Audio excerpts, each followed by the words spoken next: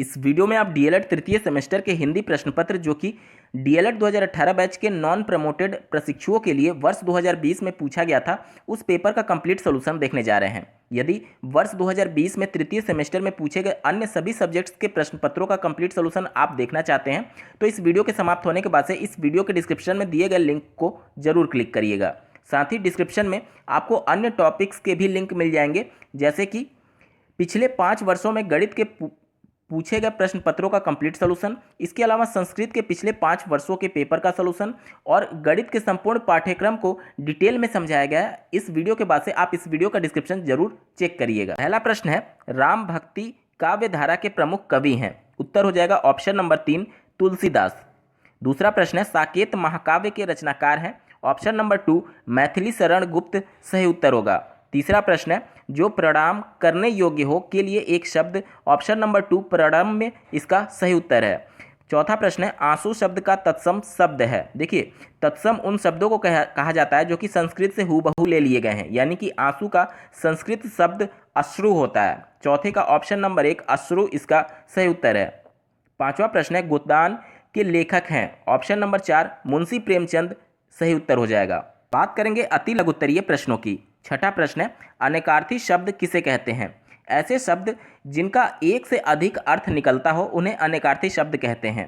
उदाहरण के तौर पर काल शब्द को देखिए, काल का मतलब यमराज भी होता है, काल का मतलब मृत्यु भी होता है और काल का मतलब समय से भी लगाया जाता है, यानी कि शब्द एक ही है लेकिन उसके अर्थ अलग अलग निकल रहे हैं, इसीलिए इसे अनेकार्थी शब्द कहा जाता है।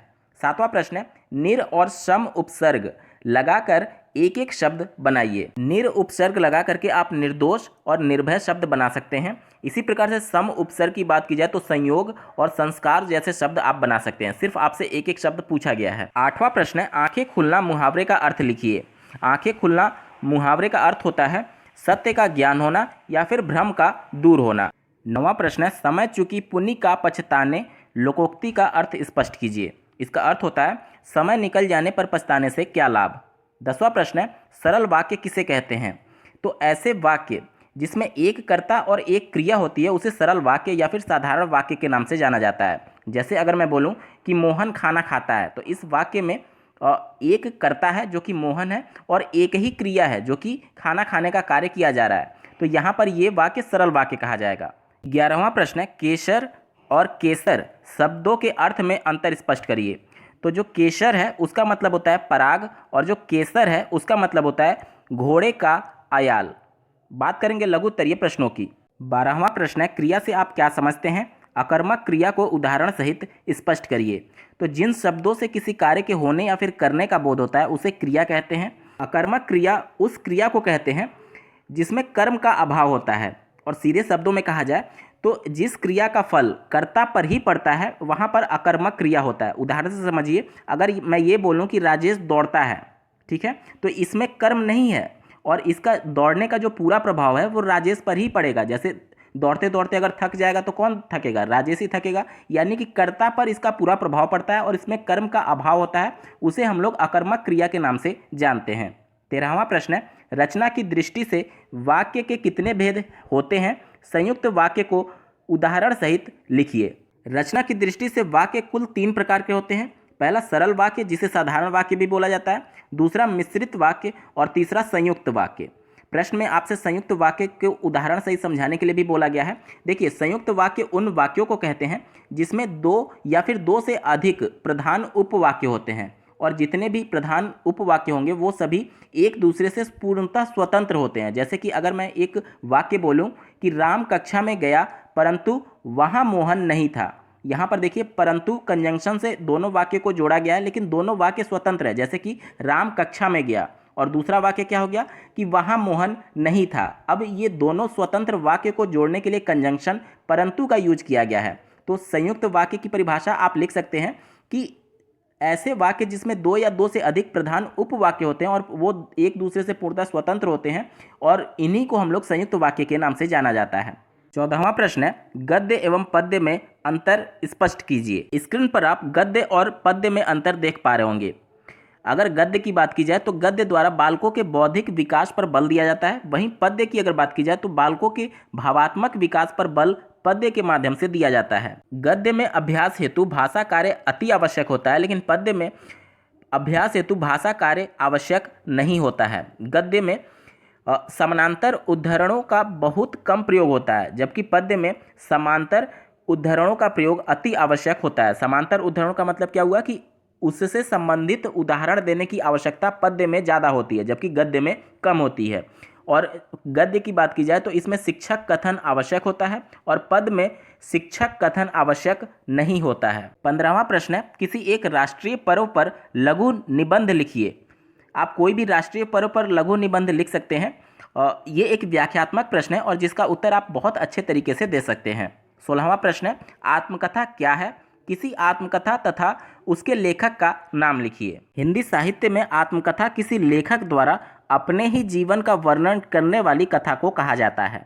और कोई भी आत्मकथा जैसे कि श्री हरिवंश राय बच्चन द्वारा लिखित क्या भूलूं क्या याद करूं, ये उनकी आत्मकथा थी। इसके अलावा सुभाष चंद्र बोस के द्वारा लिखित तरुण के स्वप्न और कृष्णचंद द्वारा लिखित आधे सफ़र की पूरी कहानी में से किसी भी आत्मकथा या फिर जो भी आपको आत्मकथा याद आ रही होगी उसके बारे में संक्षिप्त परिचय देते हुए उनके लेखक का नाम लिख सकते थे।